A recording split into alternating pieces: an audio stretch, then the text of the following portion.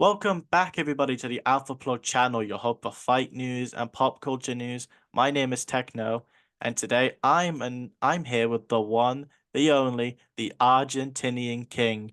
How you doing, mate? How you doing today, mate? How's it going? How's it going? Thank you for having me before anything. So good, man. Chilling. It's Sunday, so it's my day off, and yeah, I'm about to go to the beach actually to chill a little bit. Well, I can safely say I wish I could have that kind of weather where I live in the UK, but enough about the weather. For now, let's just get plugged in because I've got quite a few questions to ask you about your upcoming fight on Misfits 14. Tell me, what do you have planned going into this fight? I actually plan to knock him out early, hopefully in one round or something. I think my opponent is gonna be a walk in the park. To be fair, I mean, what I've seen, he's not taking the fight serious at all. I haven't seen much about him training. He's not promoting the fight. He's just busy doing a cafe shit. So I've been in training camp for 3 months here in America. So I'm in killer mode. So I'm a whole different animal when I get in there. So yeah, that's what you guys should expect. Well, obviously, as a pro boxing fan and an influencer boxing fan, knockouts are always fun to see because that's what gets people most interested. And to see someone that confident about getting a potential first round knockout is sure to get people's eyes on you. But I'm curious as to what do you think about your opponent like as a person, like outside the ring? Is this fight personal between you and him? Like, do you hate his guts or do you have any like Monaco respect for him? I mean, I respect his hustle and the message he's trying to. He seems to be a nice guy, right? But it really pissed me off the fact that he's not promoting the fight. So it doesn't get like personal. It's all business at the end of the day. But I really do wanna knock him out just because first he's not promoting the fight and I'm doing all the promotion. And I've been doing the whole promotion for the past 3 months or whatever. Uh, and I've been in training camp for so long that someone has got to pay for it. And unluckily for him, it's going to be my opponent, but he'll be all right. He will be a flash knockout. He'll be fine. He'll just get up in the dressing room and then he'll just come back to the cafe that he's running. So that's good. Obviously, when it comes to influencer boxing, the biggest thing that an influencer has is the promotion because at the end of the day, you can be as technical of a boxer, you could be the next Floyd Mayweather. But at the end of the day, a lot of people who watch influencer boxing aren't there to watch the sweet science of boxing. They're there to be entertained, and that's why a lot of these influencers should be getting into the scene, not just because they want to be better at boxing, but they want to expand their careers and to expand their capabilities and opportunities. We've seen what promotion can do for some fighters, like Unbear, for example. He got a lot of opportunities because he promoted his fights. He promoted himself out there. That's the kind of thing that we want to see more of. And obviously, you've mentioned that you are pissed off at your opponent because he's not promoting as much. What would you say to people who don't promote their fights to convince them that they should actually promote more? It's actually what you got to do. This is a show at the end of the day. I mean, this is not professional boxing. This is influencer boxing. So you just gotta I mean, training is part of it. It's part of the the scene, but also you just gotta promote the fight. This is what it's all about. So you cannot go like to a training camp and stop posting on social media or stop creating. We are creators. We are not professional boxers. So that's what they gotta do. Most of the people they don't know. I'm from Argentina, right? So my content is in Spanish.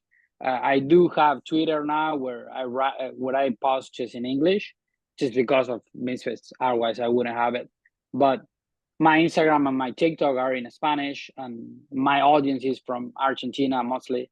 So all my content is, for the Spanish audience. So most of the people are like, "Oh, you're not promoting the fight." Yes, damas, I'm promoting the fight, but I'm doing it in Spanish because I'm bringing to Misfits a whole different audience. I was counting the amount of views that I gotten since I started promoting Misfits, and it's over 1 million views already. So, I mean, You're not wrong there. Like you obviously English is not your first language because you're obviously from Argentina. So and you have a good point there. You want to build the career, you want to build yourself like with the Spanish community to get them into Misfits. It's why Misfits is trying to get fighters like you on the scene because they want to expand their markets. We've seen it. They want to expand into the US because we've got Misfits 15 coming up, where Elle Brooks going to be fighting Paige Van Sant, and obviously we have fighters like you on 014. It makes sense as to why Mountain want to get you on there and why you're when you do your promotion you do it in Spanish.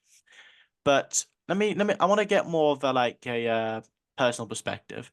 Let's say Mr. Mams Taylor were on this call right now. What would you say to convince him that you deserve a main event? I think it would be dope to have a main event in Argentina. By the way, down the line, that would be amazing. And I know it's gonna happen. It'll come to fruition. It's just a matter of time. But I deserve. I mean, I don't deserve the main event now because it's gonna be my first fight. But after Saturday, May 11th, you guys will see something that it will shock you, and then I'll deserve a main event because my ring walk is gonna be nuts. I've been planning it forever, and it'll be fun. Uh, and yeah, I mean, not only do I know how to box, but I also know how to promote. So I think Misfits should have had me before, like way before, like whenever they started the cars and stuff. I should have been on it, but you know, at least they got me now, so they gotta take advantage of it. Do you see yourself having like a long-term career in influencer boxing? Like, do you want to be like a world champion in influencer boxing, or would you rather like do a couple fights and then do whatever you want to do? Because a lot of fighters do have those kind of aspirations to want to become champion. Are you one of them, or are you like a one and done kind of guy?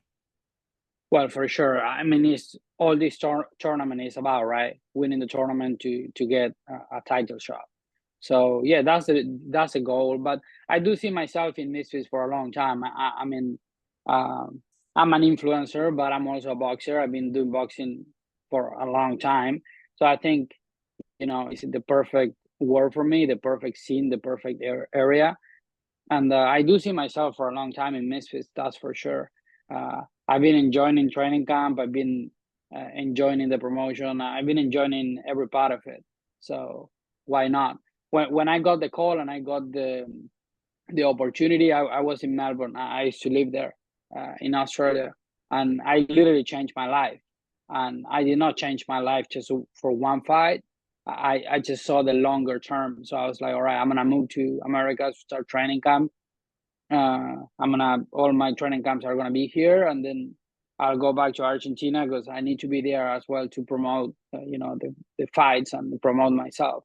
So if I just live here in America, or if I stay in Australia, I'm way too far from Argentina, and I need to be close there so I can do a better promotions going to I don't know the TV and stuff like that. So yeah. Um, hey, let me ask you this. In the pro boxing scene, we have like the big massive fights. Recently, we had Devin Haney versus Ryan Garcia. We've had Tank versus Garcia, Crawford versus Spence Jr. The equivalent of that in the influencer scene is obviously KSI versus Jake Paul. From what you know about both men and their history, who would you say would win that fight if it was signed today? By what way and what round? Well, I gotta say KSI because he's my boss, right? I cannot say no. But to be fair though, I thought like Jake was a good fighter, and I respect him. And I thought that he actually took the boxing serious. But after what he's done in the past year, I'm like, nah. I mean, he's fat right now, like literally fat. His last fight, he was actually fat, and he's fighting against nobody. And I think it'll be a competitive fight. It'll be 50-50 for sure. And that's why it's very exciting and why everyone is trying to watch it. And so we'll see. Hopefully, it comes to fruition. I mean, I think for the community, for the culture, it's got to go down. So hopefully, down the line, we get that fight. So, what would you say is your final prediction then? Would you say it's a knockout or does it go to the cards?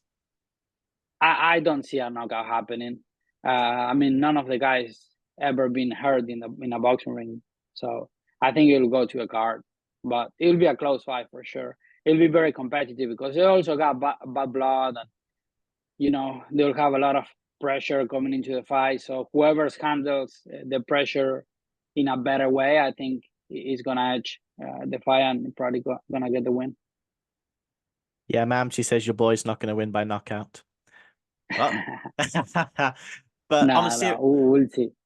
on a serious I mean, note, Jake though, is a big boy though. He gets in the ring as like a heavyweight, so KSI is way smaller, but he's also faster, and so obviously, obviously when it comes to a boxing match, sometimes speed, power, height, reach, sometimes might not matter in a fight because as we've seen, like the better boxer can be beaten by someone who's just a lot bigger, but we've also seen someone who's bigger also beaten by someone who has more experience. Like with Tank and Garcia and Haney versus Garcia. Haney was the better boxer, but Ryan's physical advantages were enough to beat him. And with Tank versus Garcia, Tank's experience and boxing were just too much for Ryan, who couldn't use his technical advantages, who couldn't use his size as well against Tank, who was a smarter fighter. Is that what kind of yeah. I what mean, is it? in boxing, styles make fights, so you know what I mean.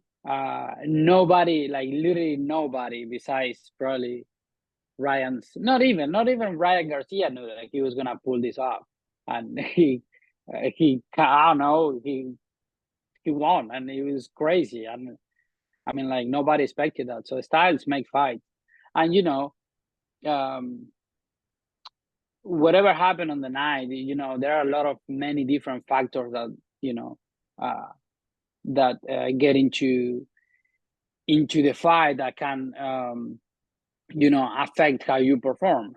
The Whatever, maybe you just have a bad night and you lose, and that's it. Obviously you are going to be fighting Meals with Max, but originally your original opponent was supposed to be Tasmanian Devil. So I'm curious, is that fight still on the cards if you are to beat Max in the tournament, or is that fight completely off the table now? I think it's off the table. I'm not sure. I mean, to be fair, I don't care who I'm fighting. Even when they told me that Tasmanian they will have pull out, I was like, all right, whatever. I didn't even ask who I was fighting. I don't care. It's not about them. It's about me. So this whole training can be been about me, not about Tasmanian Devil. It's been about focusing on me getting better, and it was not a weight cut camp whatsoever. I mean, I got here to America and I was already in 5 week weight, so I just been focusing on getting better and being a better boxer. Uh, so whether it's Tasmanian Devil, Mills with Max, or like Joey Knight, I don't care. I know I'm gonna beat them. So I think to answer your question, the fight is off anyway. Uh, would I like to fight him down the line? Sure. I mean, I wouldn't mind, but whatever the future holds, I'll take it. Before we end this interview off, I want to get a more like personal like view from you. I want you just to look into your camera right now, and I want you to just imagine your opponent is right there. Like imagine you're talking to him. What's your final words to your opponent in Meals with Max? Please show up. It's not gonna hurt you. It's okay. You're gonna get knocked out either way. In the 1 or 2 rounds, you're gonna get knocked out, but please show up. I've been in training camp for so long that I just want to fight. So show up. I do not care about nothing but the fight night. So just show up. I do not want any more pullouts. Just please go. It's not gonna hurt. I promise. I think That'll be that's all. my word. I think that's all you can say in your scenario. But for now, make sure to subscribe to the Alpha Plug channel, leave a comment down below, share your thoughts, leave a like. Don't forget to follow us on all our socials at Alpha Plug. And before we go, have you got any final words, King? Yeah, Joe and I'm coming for you. You're a bitch. You're a Steve. You know how to box. So after I'm done with meals with Max, if you are in the arena, just watch out because I might go and punch you straight away. So I'm coming for you, buddy. Thank you very much, King. And again, thank you My pleasure. Thank you everybody for watching this interview. And until next time, keep plugged in.